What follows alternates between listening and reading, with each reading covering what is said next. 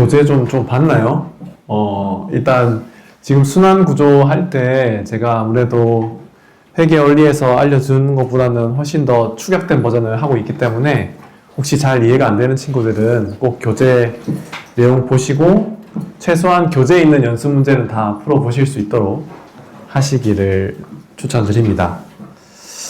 자, 일단 저희 지난 시간에 간단하게 리뷰를 해볼까요? 일단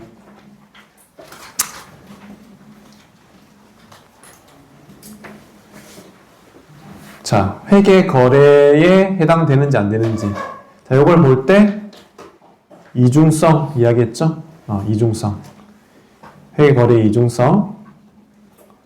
자산, 부채, 자본, 비용, 수익. 자, 요 5가지 중에서 2가지 항목 이상은 어떻게 된다고요? 변화가 있어야 된다. 그죠? 그래서 이런 이중성을 가지고 있는 회계 거래가 우리 자산의 그 장부에 적히게 된다. 그렇게 말씀드렸고, 그 다음에 회계 등식 자산은 뭐죠? 부채 플러스 자본. 네. 그래서 얘는 자본을 조달하는 거였고, 얘는 사용하는 거였죠. 운용하는 거였죠. 그죠? 그래서 돈을 조달해서 운용하는 거. 또 뭐였지? 등식하고 그 다음에 인식. 자, 인식은 어떤 계정이든 상관없이 우리가 재무상태표에서는 2가지의 조건을 만족해야 된다고 했어요. 자, 뭐였죠? 첫 번째. 미래 경제적.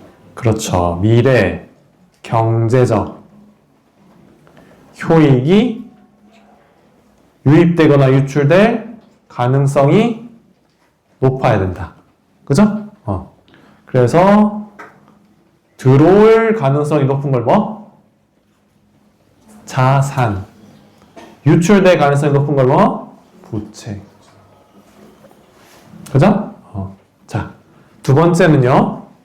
신뢰할 수 있도록 어떻게 한다? 측정. 자, 이 2가지 조건은 우리 재무 상태표, 자산, 부채, 자본 이 3가지 항목에 다 해당되는 항목이라고 했죠. 그래서 이 3가지, 이 2가지 조건을 만족해야 되고. 자, 그 다음에 수익 했어요, 수익. 수익의 인식. 자, 수익의 인식은 2가지가 있었어요. 첫 번째 뭐죠? 무슨 조건? 가득. 2번째? 실현. 자, 가득은 뭐였냐면 내가 줄 걸 줬냐. 자동차를 팔든 휴대폰을 팔든 뭐가 됐든 줄 걸 줬냐. 자, 실현은 뭐라고? 준 대신에 내가 뭘 받아? 현금 혹은 현금을 얻을 수 있는 권리를 받았냐. 그 2가지가 만족돼야지 어디에 적힌다? 수익에 적힌다. 그거 이야기했죠? 그거까지 했죠? 현금주의랑 발생주의는 우리 앞으로 이제 쭉 이야기할 거니까. 자, 넘어갔었고. 자, 그럼 우리 오늘 이제 수익 비용 대응 원칙에 대해서 좀 이야기를 해봅시다. 자, 우리 그 회계학에서 가장 이야기 많이 나오는 원칙 중에 한 가지예요. 자, 첫 번째는 현금주의와 발생주의. 사실 요거는 저희가 대학원생 모집할 때도 사실 이거를 제일 기본적으로 물어봐요. 이거는 알아야 일단 회계를 우리가 이해할 수 있는 거거든. 현금주의에 따라서 장부에 적는 게 아니라 발생주의에 따라서 장부에 적는 게 가장 큰 특징이란 말이야. 2번째는요. 수익과 비용의 대응 원칙이에요. 이게 처음에는 조금 이해가 잘 안 되거든요. 그래서 이 부분은 조금 잘 따라와 주면 좋겠어요. 일단 여러분들의 지금 알고 있는 수준을 확인하기 위해서 제가 하나 문제를 내볼게요. 자, 나는 현대자동차예요. 자, 현대자동차는 자동차를 만드는 회사죠. 그럼 자동차를 한 대를 만들기 위해서 내가 돈을 5천만 원을 썼어요. 그리고 자동차를 다 만들어서 새로운 우리 제네시스가 나와서 광고를 했어요. 요즘 잘 나가는 남자 연예인이 멋지게 타는. 이것도 5천만 원 들었어요. 둘 다 똑같이 5천만 원이 들었어요. 자, 이 5천만 원은 우리 재무상태표에서 어떤 항목에 해당될까요? 비용이에요? 자산이에요? 뭐예요? 내가 5천만 원 썼어요. 요거는 이 시점에 내가 5천만 원 쓴 시점에 이 5천만 원은 뭐가 되죠? 자산 비용이라고 하면 저보고 어떻게 합니까? 자산 혹은 비용 어떤 거예요? 그렇죠. 자산으로 일단은 있죠. 그렇죠? 자, 그런데 광고비는요? 비용이죠. 똑같이 5천만 원을 썼는데 얘는 자산이고 얘는 비용이죠. 그죠? 그 차이가 있잖아? 그럼 얘는 언제 비용이 되죠? 내가 지금 이거 만드는데 5천만 원 썼다며. 그럼 이 5천만 원은 자산이라며? 그러면 자산에 어디에 포함돼요? 어떤 항목에? 자산에 여러 가지 항목이 있잖아? 나 현대자동차예요. 그럼 이건 뭐예요? 재고자산이잖아요. 그죠? 그쵸? 재고자산에 잘 있다가 1년 동안 열심히 내가 팔아야죠. 그죠? 판매가 되면 저 5천만 원이 뭐가 돼? 비용 중에 매출 원가라는 항목으로 우리 비용이 되죠. 그지?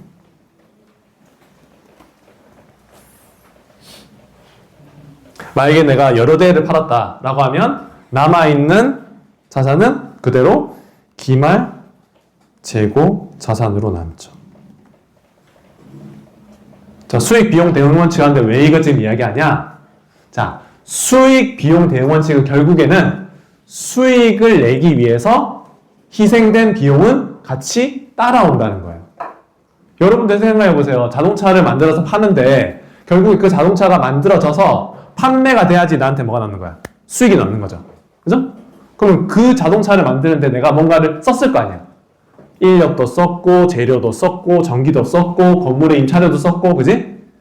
그런 것들이 같이 따라와야 된다는 거예요. 자, 그런데 어떤 요소에 썼냐에 따라서 바로 비용이 되는 게 있고, 만들어지자마자 바로 비용이 되지 않는 게 있다라는 거예요. 자, 이렇게 자동차를 만들 때 투입된 재료비, 인건비 이런 것들은 바로 비용이 되는 게 아니라 언제 비용이 된다? 판매가 됐을 때. 이게 핵심이에요. 그래서 매출 원가가 되는 건데, 자, 그럼 자 보세요. 내용을 좀 이야기해 볼게.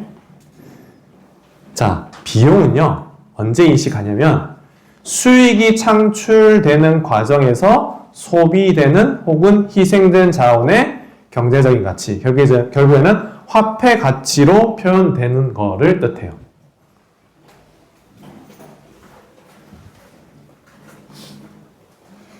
자, 그럼 내가 자동차를 만드는데 5천만 원 들었으니까 판매 금액은 당연히 더 크겠죠. 7천만 원.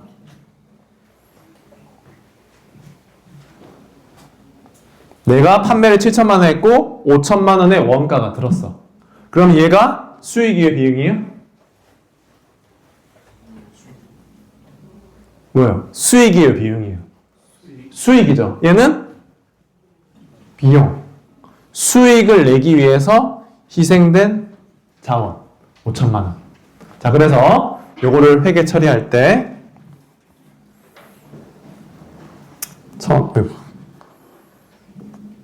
처음에 매출 7천만 원.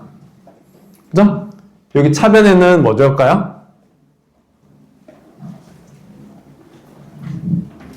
현금을 받았다고 하면 현금이 되고, 외상으로 판매했으면 매출 채권 7천만 이렇게 돼 있겠죠.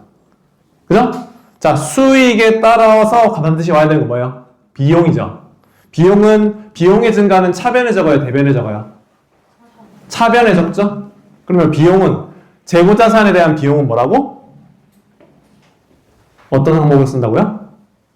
재고자산에 대한 비용. 재고자산이 팔렸어. 그럼 뭐가 된다고?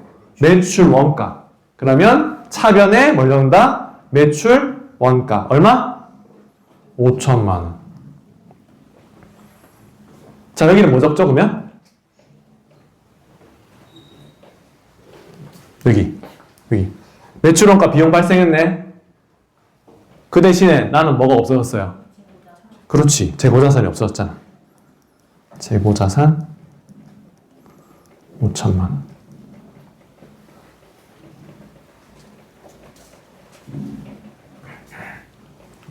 됐어요?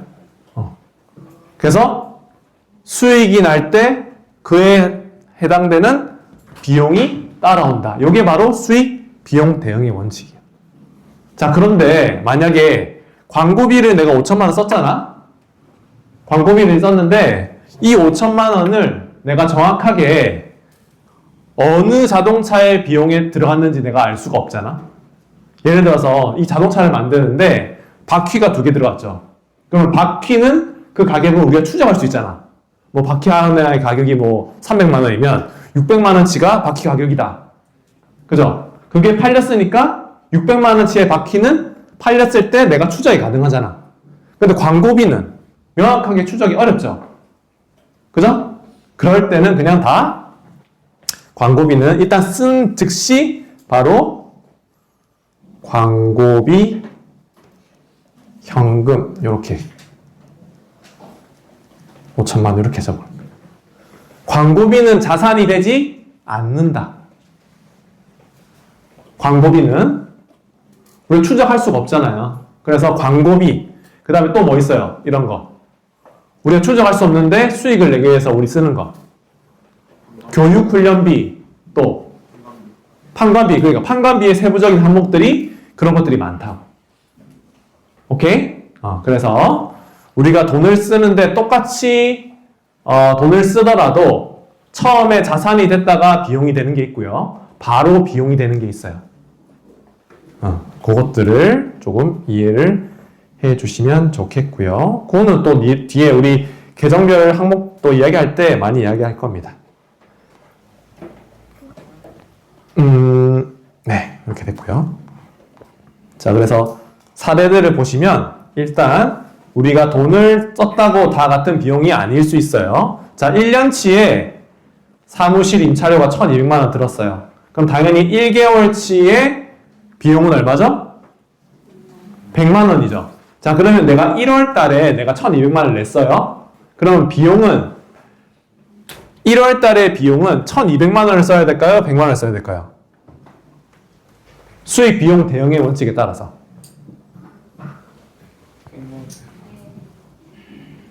100일까요? 1,200일까요? 1월 달에 내가 1,200만 원을 썼지만 매달 내가 그 건물을 사용하는 거니까 수익을 내는 것에 따라서 비용을 배분하는 요 B가 맞습니다. 자, 그래서 수익이 비용을 따라가는데, 자, 요거 한번 볼까요? 제가 이야기했던 거랑 똑같은 거. 자, 내가 제네시스 G80을 만드는데 5천만 원을 썼다. 그럼 일단은 먼저 자산이 됐다가 판매가 되는 시점에 매출 원가로 얘가 바뀌게 된다. 약간 그런 거라고 생각하시면 돼요. 내가 가지고 있는 모든 자산 있죠. 걔는 시간이 지나면 다 비용이 돼요. 뭐를 만들어내는과 동시에 수익. 그렇죠.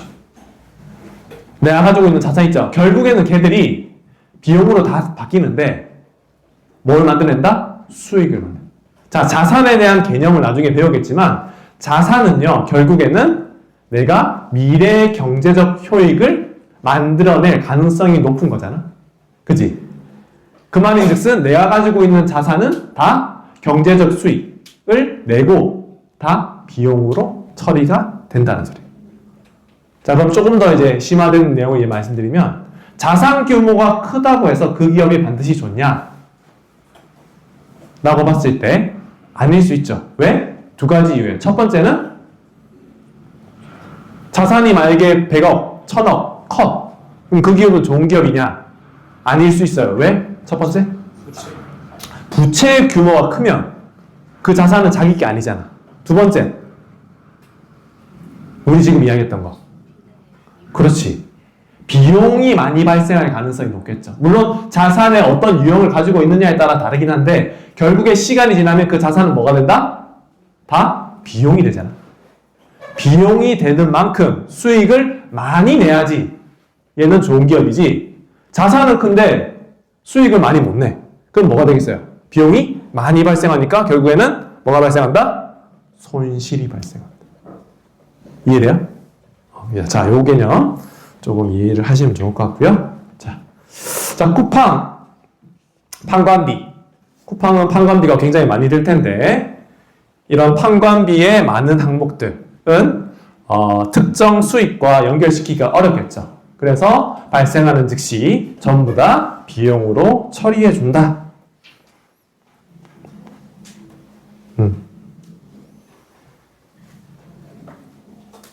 자, 그래서 여기 비율 한번 보시면요. 우리가 축제 주점 하잖아요. 죽점을 하는데 우리가 뭐 오뎅이나 이런 어묵국을 팔아요. 그래서 50만 원치의 재료를 어묵을 샀어요. 그 중에 80%를 써서 100만 원의 매출을 올렸어요. 자, 이랬을 때 비용은 얼마냐? 얼마일까요? 비용은 50만 원치를 샀죠. 그러면 샀으면 얘는 뭘까요? 어묵은 내가 가졌잖아? 내가 지금 어묵 가지고 있어. 그 어묵은 뭐예요, 지금? 현 상태는? 자산이죠. 그 중에 얼마를 썼어요? 80%를 썼죠. 그러면 50만 원에 80%는 얼마야? 40만 원을 실제로 판매했죠. 얼마에? 100만 원에. 자, 그러면 수익에 대한 나의 따라온 희생된 건 얼마예요? 40만 원. 그래서 비용은 얼마? 40만 원. 그쵸? 자, 그래서 40만 원. 그래서 우리가 100만 원의 수익에 비용이 40만 원이었으니까 나에게 떨어진 거는 60만 원이 되겠죠. 그죠? 굉장히 간단한 개념이지만 중요한 개념입니다. 자, R&D와 관련된 거는 판관비일까요? 아닐까요? R&D는 판관비 아니에요. R&D. 연구개발을 하는데 쓴 비용. 판관비에 일반적으로 포함돼요. 직접 재료와 제조와는 관련이 없다고 봐요. 왜? R&D는요, 성공할 가능성이 굉장히 낮기 때문에 우리 회계는 무슨 원칙이 있다? 보수적이다. 뭐는 낮추고 뭐는 높인다? 수익은, 이익은 낮추고 비용은 높인다. 그럼 R&D는 R&D 필요하죠. 하지만 R&D 비용은 판관비에 포함된다. 자, 그런데 예외적으로 자산 처리하는 경우도 있긴 있어요.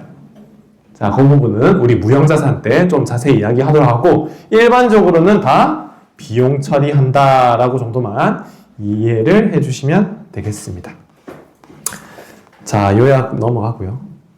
자, 이제 기본적으로 우리가 회계 순환 과정에서 알아야 될 몇 가지 원칙에 대해서 배웠어요. 몇 가지 우리 배워봤는데 그 내용 좀 잘 기억하시고 이제 본격적으로 분계 한번 넘어가 볼 텐데 뭐 식별, 분계 기본적인 거 일단 넘어갈게요. 자, 그냥 바로 분계 예제부터 쭉 보면서 한번 해보겠습니다.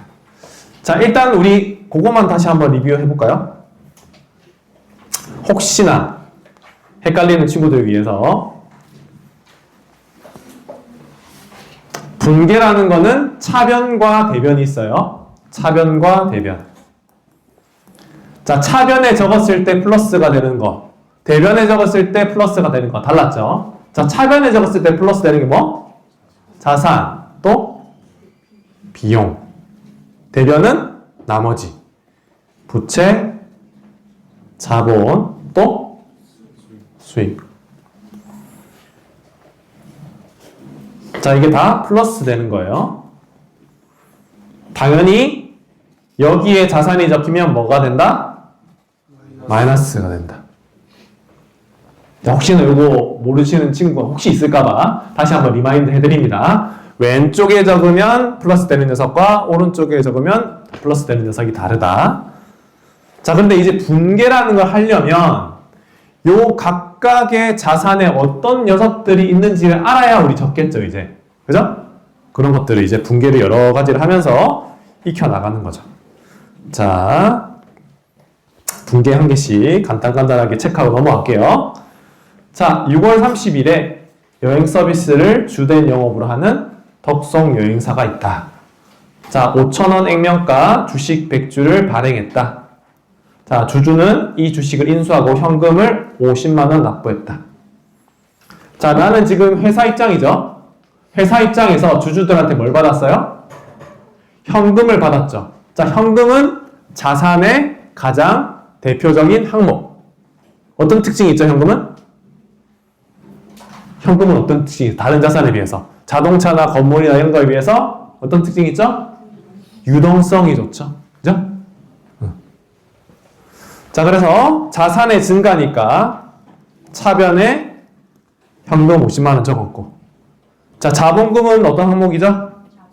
자본. 자본에 플러스니까 대변에 적었죠. 자, 어렵지 않죠? 자, 넘어갑시다. 자, 7월 1일에 자금 조달을 위해 우리은행에 5년 만기 12% 이자율로 10만원을 장기 차입했다. 자, 내가 회사 입장에서 뭘 받았어요? 은행으로부터 뭘 받았어요? 응? 이자를 받았나요? 장기 차입했다. 자금 조달을 위해. 자금을 조달했다는 건 무슨 뜻이에요? 돈을 받았다고. 그러면 현금을 받았다는 소리죠? 그러면 현금을 받았으니까 자산의 증가. 그지? 차변에 10만원. 자, 그 대신에 뭐가 증가했어요? 부채가 증가했죠.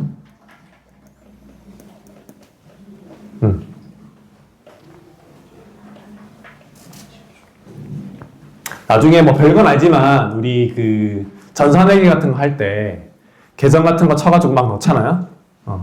장기냐 단기냐 이런 것 좀 많이 틀려요. 그거 좀 유의하세요. 자, 여기서는 5년 만기니까 장기죠. 그럼 1년 이내 건 뭐? 단기. 그러면 장기가 얘가 시간이 지나서 4년 반이 지났어요. 그러면 이 장기 차입금은 뭐가 될까? 단기. 오케이? 그것도 나중에 회계 처리를 해줘야 됩니다. 자, 그거 참고로 알아주고. 자, 7월 2일 컴퓨터 15,000원에 샀어요. 그 중에서 대금은 현금으로 지급했고 60일 이내에 지급해야 되는 약정을 했다. 자, 일단 나에게 들어온 건 뭐예요? 컴퓨터. 컴퓨터는 자산이죠. 자산의 증가니까 어디에?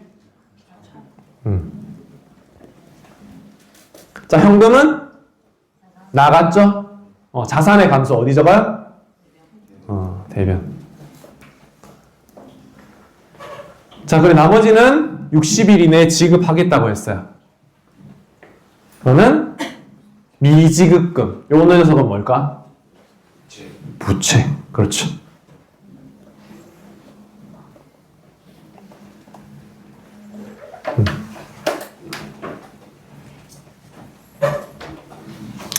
만약에 덕성 여행사가 아니라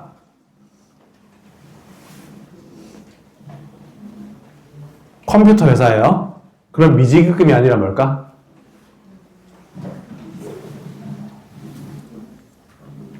컴퓨터를 주로 하는 회사예요.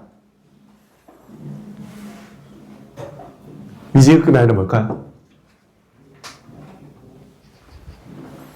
넘어갈까요?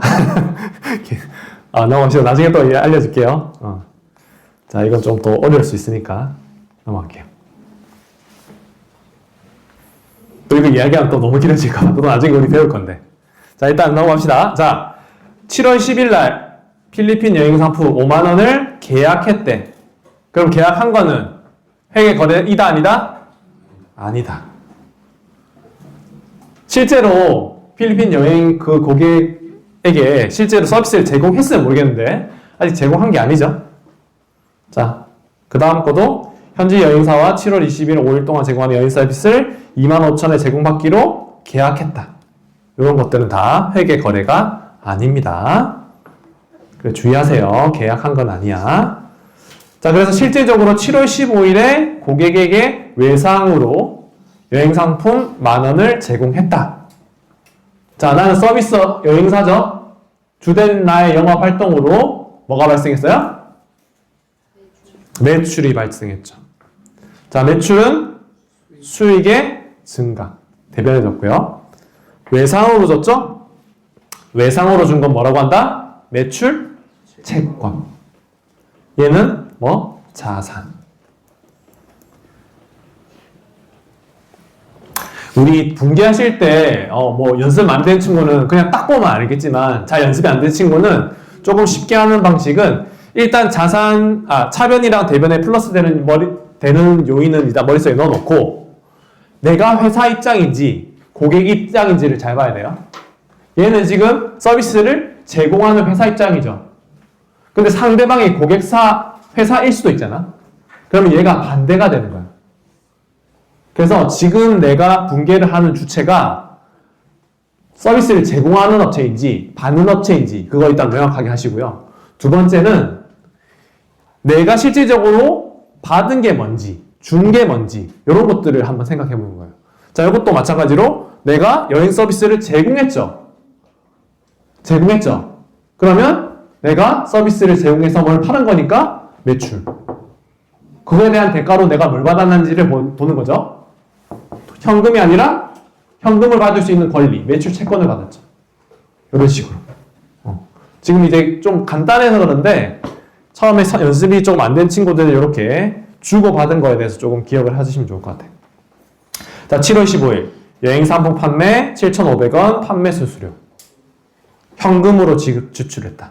자, 나에게 나간 건 뭐예요? 현금이죠. 자산의 감소. 현금 대변 적고. 현금이 나갔는데 그거에 대한 비용의 증가니까 차변의 적다. 자, 원래 여러분들이 이거를 답을 다 가리고 여러분들이 풀어봐야 되는데 그러기엔 시간이 너무 많이 걸려서 제가 그냥 바로바로 해설을 한 거예요. 그래서 제가 지금 이렇게 말씀드렸다고 해서 나는 이제 다 알아 이렇게 하면 안 돼. 자신감을 버리고 책을 보고 문제를만 보고 다시 한번 풀어보셔야 됩니다. 생각이 잘 안 나거든, 계정이.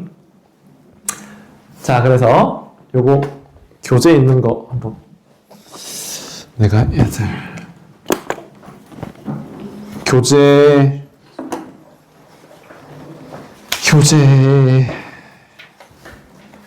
101쪽 10번 문제.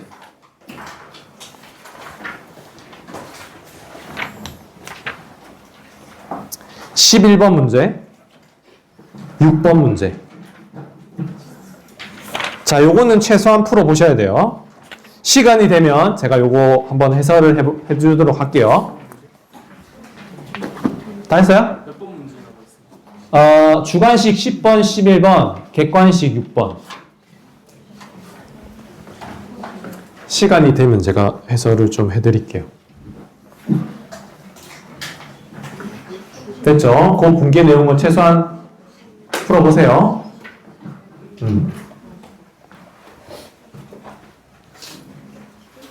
됐나요? 자, 넘어갑시다. 자, 분개를 한 다음에 그 다음에 하는 거는 전기. 자, 전기는 뭐냐면 각 계정에 분개한 내용들을 옮기는 거예요. 자, 예를 들어서 내가 토지를 1,000만 원 주고 샀어요. 자, 여기에 분개 내용인데 얘를 전기한다는 말은 이 토지와 현금은 제가 뭐라고 했죠? 얘는 뭐예요? 자산인데 얘가 계정 항목이라고 했죠? 전기는요, 분개한 결과를 각 계정 항목에 뿌려주는 거예요. 모으는 거야. 자, 토지가 증가했죠? 그죠? 그럼 토지 항목으로 가자. 토지 항목에 자산의 증가니까 어디 적어요? 차변에. 차변에 적는데 여기 현금을 주고 내가 토지를 샀으니까 현금 적고 1,000만 원. 자, 현금을 줬죠? 현금이 나갔어요. 어디 적어요? 대변에. 천만 원 적고. 왜 천만 원이 나갔어요? 토지를 샀으니까요. 이렇게 각각의 계정 항목에 요 T 계정으로 뿌려주는 거예요. 무슨 말인지 알겠어요? 전기? 전기라는 게 전기가 아니라 옮겨준다는 뜻이야. 옮겨준다는 거. 분계 내용을 각 계정 항목에 옮겨주는 거. 자, 그런 것들을 쭉 하면 되고,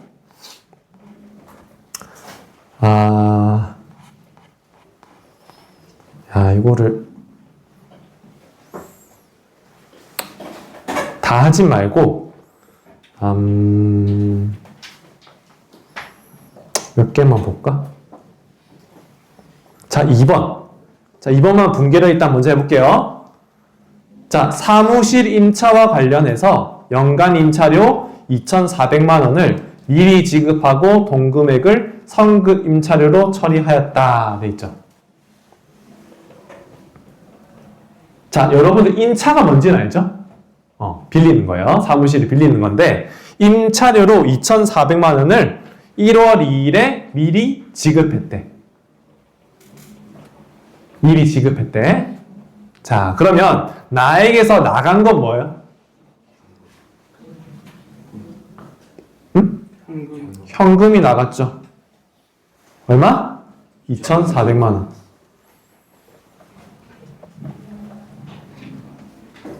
자, 근데 여기 지금 답이 주어져 있긴 한데, 현금이 나간 대신 나는 임차료로 냈는데,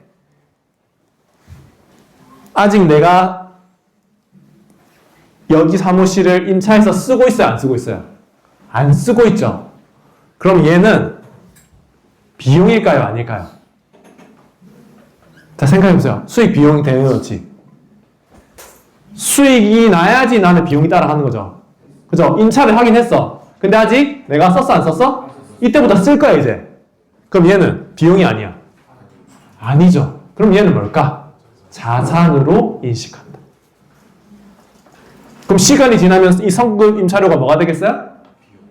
비용. 임차료로 넘어가겠죠. 이거는 우리 나중에 정산, 마감 분기할 때도 배울 거긴 하지만 좀 미리 한번 맛을 보겠습니다. 자, 이거 이해돼요? 임차료를 현금으로 냈고 2,400만 원을 내가 이제 앞으로 비용화할 거야. 그러니까 얘는 자산. 자산이 증가하니까 어디 적어? 차변에 적어. 자, 됐고. 다른 것도 다 됐고.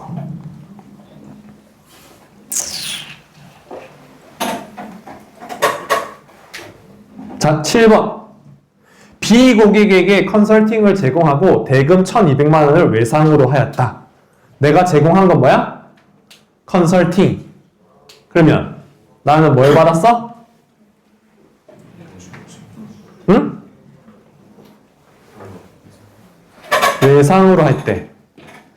내가 서비스를 제공하고 외상으로 했대. 그건 뭐야? 그렇지. 외상 매출금 혹은 매출 채권.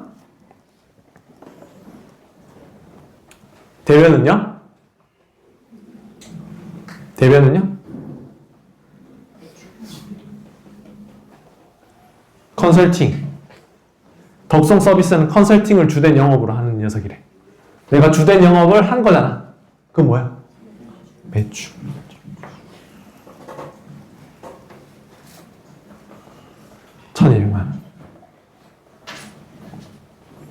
봐요. 지금 답이 있으니까 아까 전에는 그냥 바로바로 이렇게 되는데 지금은 약간 아까보다는 고객의 끄떡임이 줄어들었어, 확실히. 자, 이게 잘 안 되죠? 네, 답이 없으니까 좀 헷갈리죠? 자, 그 다음에 9번 한번 볼까요? 9번. 자, 비고객으로부터 1월 18일에 매출 거래 외상 대금 가운데 600만 원을 현금으로 받았다. 자, 이거 회계 처리해볼까? 자, 뭘 받았어요? 현금. 대변은 뭐죠? 대변은? 맞아요. 매출 채권. 매출 채권은 자산이죠. 자산이 대변에 적혔어요. 플러스예요, 마이너스예요? 마이너스. 마이너스. 왜 적어요? 내가 받을 돈 얼마 있었어요? 1200만 원 있었죠. 1200만 원 중에 600만 원을 돌려받은 거예요. 아, 여기 1200만 원 있었는데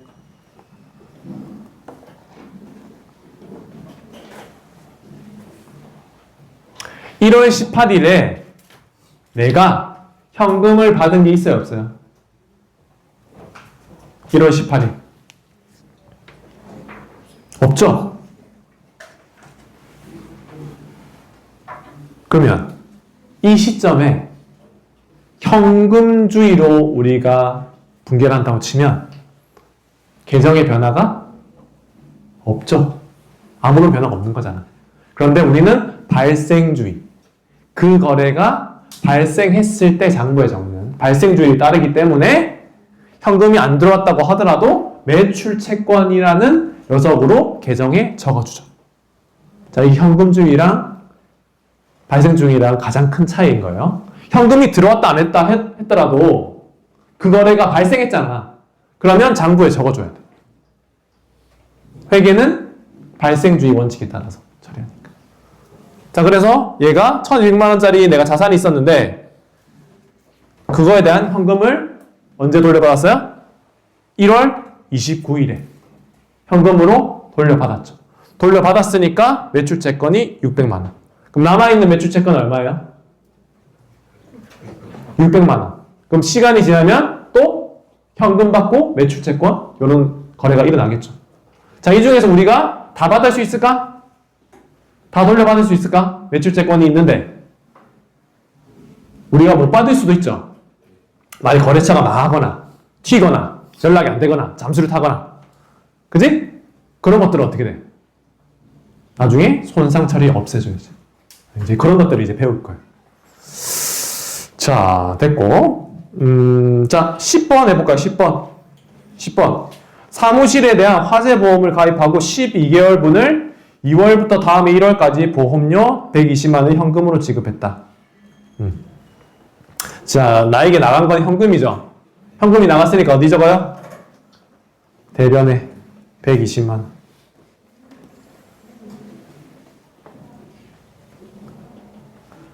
자, 그러면 차변, 대변은 같아야 되니까 여기에 뭔가 120만 원이 들어가야 되는데 뭐가 들어가야 된다?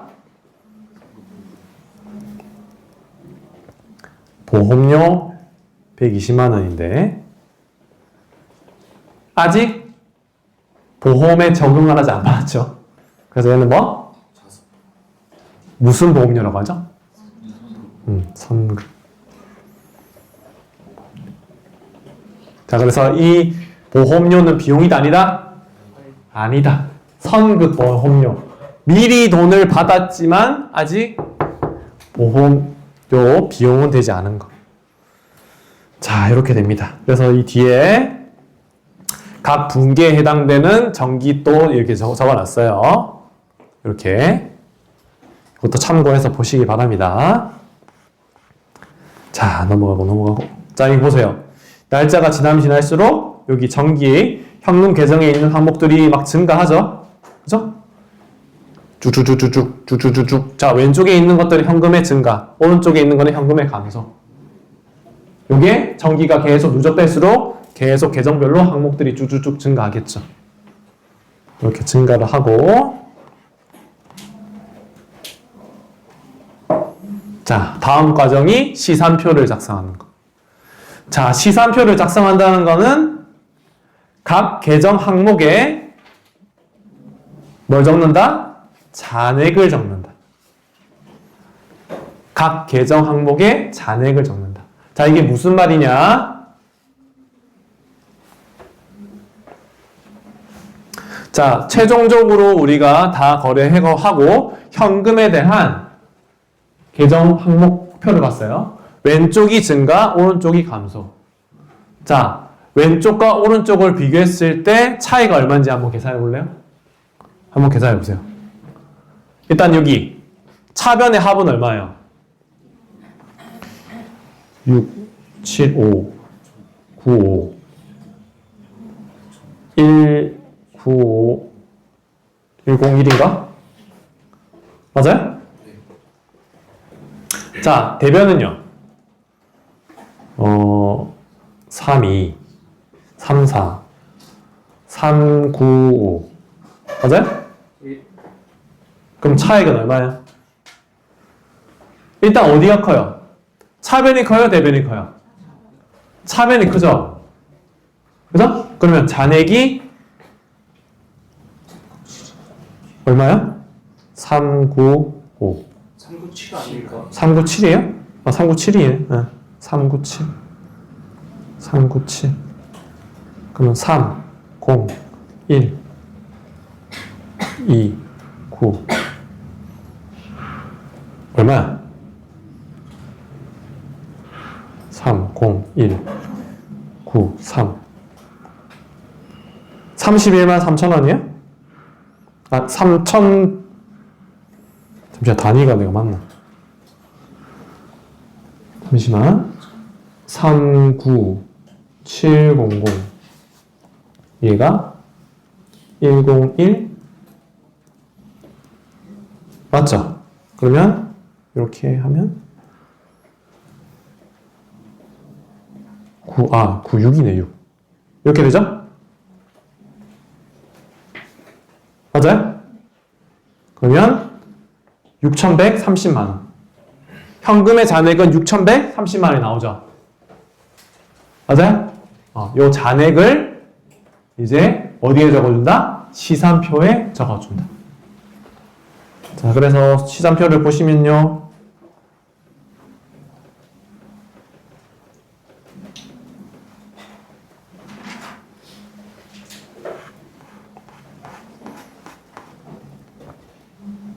현금에 대한 시산표가 여기 차변에 6,130만 원 적혀 있죠.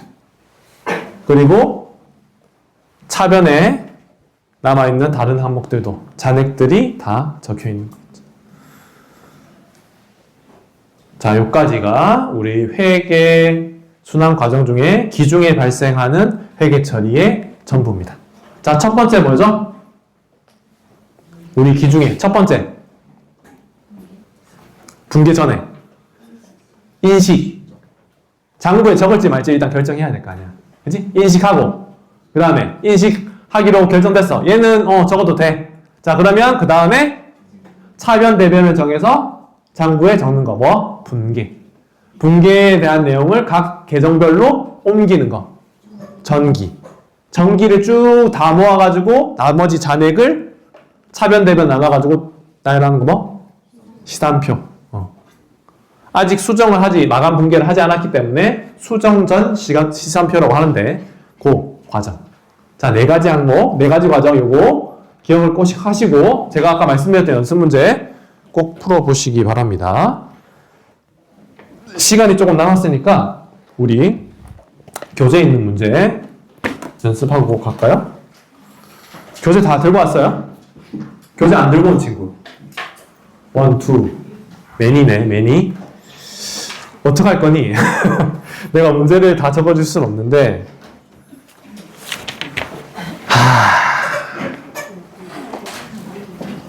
자, 오케이. 내가 여러분들을 위해서 이번만 해줄게. 여기 사진을 찍어서 내가 올리면 되잖아, 그지? 사진을 찍어서 올리면. 자, 어떤 걸 해볼까?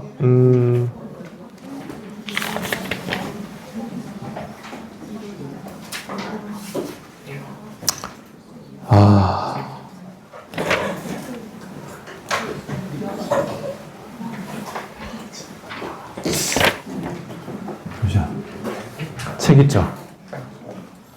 이거 좀 잠시 빌릴게요. 풀려 있는데 몇 개 있어요? 어? 풀려 있는데 몇 개 있어요? 받은 거. 받은 거라서 틀린 게 있다고? 풀려 있는. 아, 풀려 있는 게 있어요? 오케이, 알았어. 나도 지금 노트 테이킹이 막 돼 있어가지고.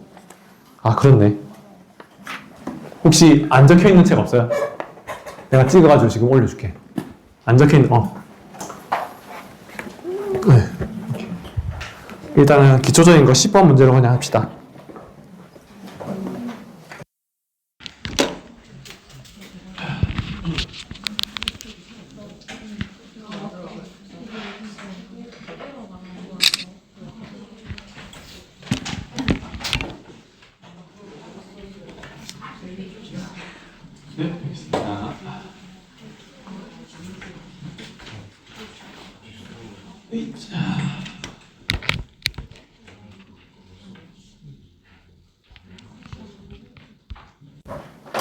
보이나요?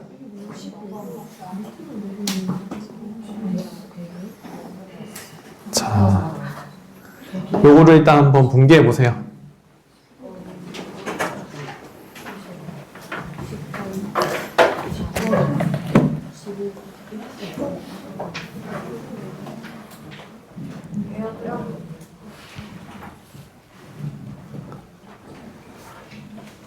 에어드랍을 해주고 싶지만 내 건 안 돼. 갤럭시야.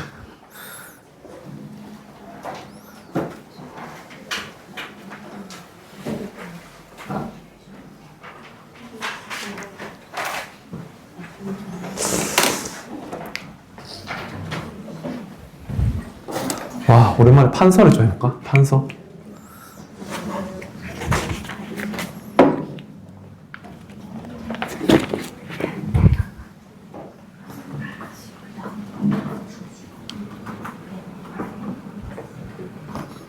판서를 해보자.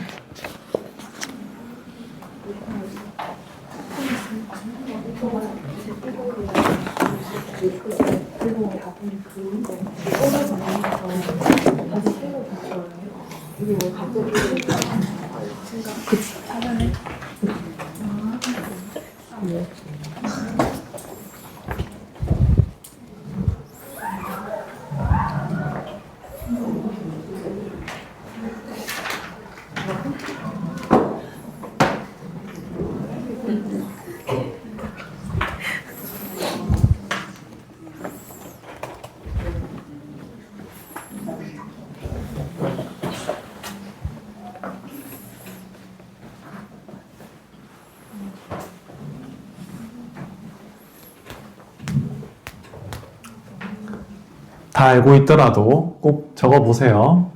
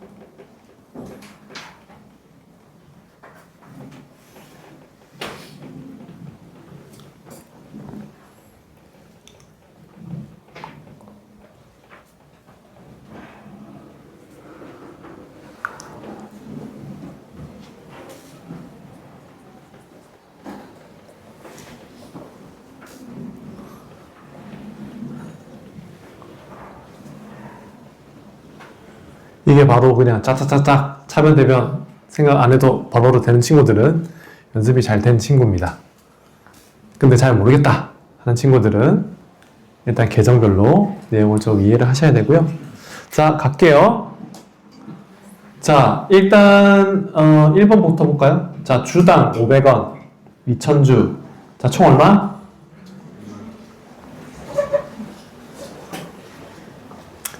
자, 내가 현금으로 납입 받았죠? 그럼 뭐의 증가? 응? 일단 현금으로 납입 받았으니까 뭐의 증가? 현금의 증가. 그와 동시에 뭐가 증가한 거야? 자본금. 그죠? 자, 두 번째, 건물 20만 원에 구입하고 대금을 현금으로 전액 지급함. 지급받음과 함은 완전 반대의 의미인 줄 알죠? 잘 봐야 돼요, 여러분. 자, 건물을 구입했어요. 그러니까 난 뭐의 증가? 자산의 증가, 그지? 그 대신에 난 뭘 냈어? 현금. 뭐의 감소? 자산의 감소. 됐죠? 수치는 상량할게요. 자, 소모품 10만원 외상에 구입한. 나는 뭘 받았어? 소모품을 받았죠. 소모품은 뭐의 증가? 자산의 증가. 외상으로 구입했으니까?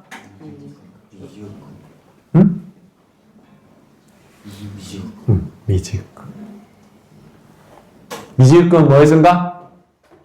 부채의 증가. 미지급. 내가 아직 현금을 지급하지 않은 거. 미지급금.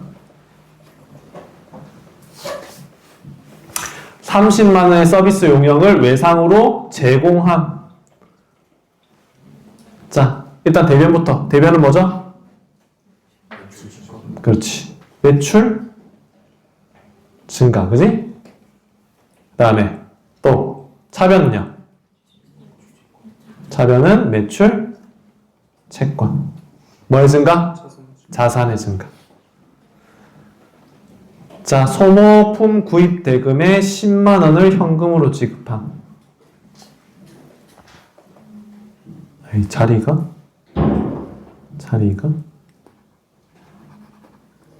자, 소모품 대금의 현금을 뭘 지급했어요? 현금. 현금의 지급. 뭐예요? 자산의 감소. 자, 차변은 뭐죠?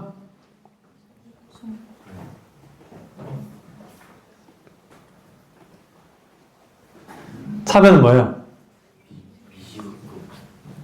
소모품이에요, 미지급금이에요?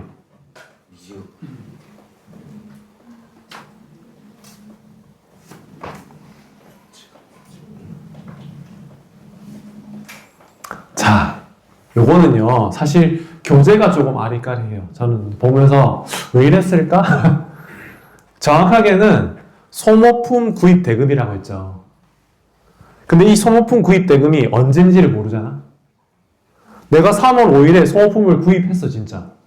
그러면 소모품 구입에 내가 10만 원 쓴 거잖아? 그럼 그건 뭐예요? 차변에. 소모품. 근데 지금 교재에 대한 그 답지에는 얘를 소모품, 요때 있죠? 1월 5일에. 1월 5일에 내가 소모품을 샀는데 돈을 줬어요, 안 줬어요? 안 줬죠. 이 미지급금이 뭐였어요? 부채였죠.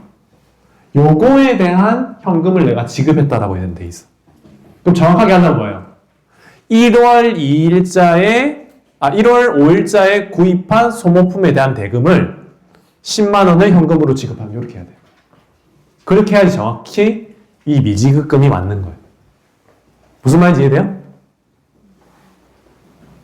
이해돼요? 자, 차변에 미지급금이 적혔으니까 부채 증가예요, 감소예요? 감소죠. 지금 봐봐. 소모품비 10만 원 얘가 있었잖아. 그런데 이 10만 원이 여기 차변에 적히고 나는 그 대가로 10만 원을 준 거야. 자, 정확하게 하려면 1월 5일자에 소모품 구입 대금을 10만 원을 현금으로 지급한 이렇게 적혀야지 원래 정확한 거예요. 알겠죠? 근데 잘했어요. 이거를 그 앞에 거라고 생각하고 한 거는 잘한 거예요. 자, 그 다음 거 볼까요? 서비스 용역에 대한 대가 30만 원을 현금으로 수취한. 뭘 받았어요? 현금을 받았죠? 자산의 증가. 자, 대변은 뭐죠?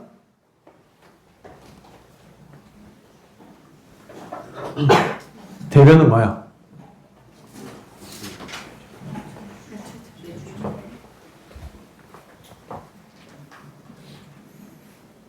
매출이에요? 매출 채권이에요? 매출 채권.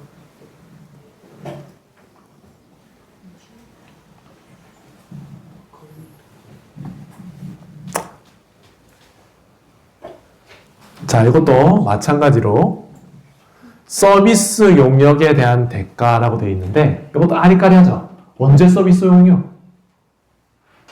그걸 정확하게 알려줘야지. 언제 거예요? 2월 15일에 30만. 공교롭게 여기 30만 원, 30만 원이라서 똑같은데 현실은 아닐 수 있잖아. 그래서 정확하게 하려면 2월 15일에 서비스 용역에 대한 대가를 세는 걸로 현금으로 수취함 이렇게 적어야지 여기에 매출 채권이 적히게 되는 거죠.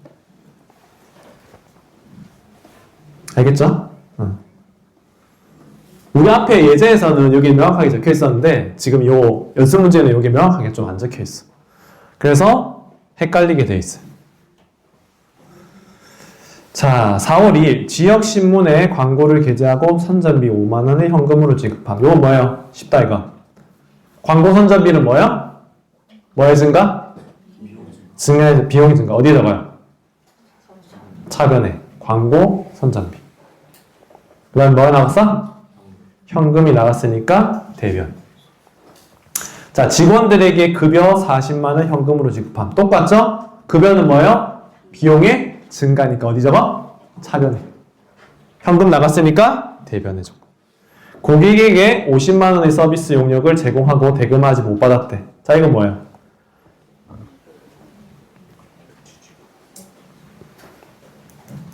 매출은 발생했죠? 못 받았지? 뭐예요? 매출 채권. 매출 채권. 자, 위에서 언급한 서비스 용역 대금 중 30만 원 이게 정확하죠? 자, 여기는 뭐예요? 현금으로 수취했으니까 현금 증가, 자산의 증가. 뭐로 넣는다? 어디 적어요? 차변에. 그지? 자, 대변은 명확하게 뭐?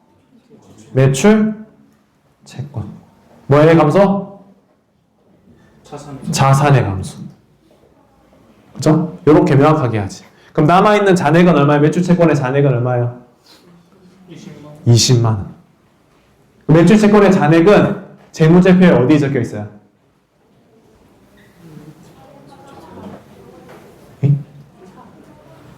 다시. 지금 매출 채권이 50만 원 잔액이 있었잖아? 거기서 30만 원이 감소돼서 잔액이 얼마야? 20만 원이라며. 그 20만 원은 어디에 적혀 있어요? 재무제표에. 재무제표에. 자, 재무제표는 5가지 있죠? 재무상태표, 손익계산서 있잖아, 5개. 그 중에서 어디에 적혀 있어요? 아니, 자산인데 자산은 어디 적혀 있어요? 재무상태표에 적혀 있잖아. 그걸 물어본 거예요. 아, 제 질문이 너무 어려웠어요? 그래서 제 재무제표에 어디 적혀 있냐? 재무상태표에 자산, 여기 정확한 정답이고, 자산인 거는 우리 여러분들 다 아는 거니까. 알겠죠? 그래서 우리가 나중에 재무상태표를 작성할 때 이 잔액이 재무상태표의 자산 항목의 차변에 적혀 있겠죠. 오케이? 자, 마지막. 토지를 50만 원에 구입하고 대금의 절반을 현금으로 지급하였으며 나머지는 추후에 지급하기로 했다. 자, 일단 나에게 들어온 건 뭐야? 토지. 토지는 뭐야? 자산의 증가. 현금으로 일단 반지급했어. 얼마? 25만 원. 나머지는 추후에 지급한대. 뭐야? 미지급금. 미지급금은 뭐? 뭐의 증가? 부채의 증가.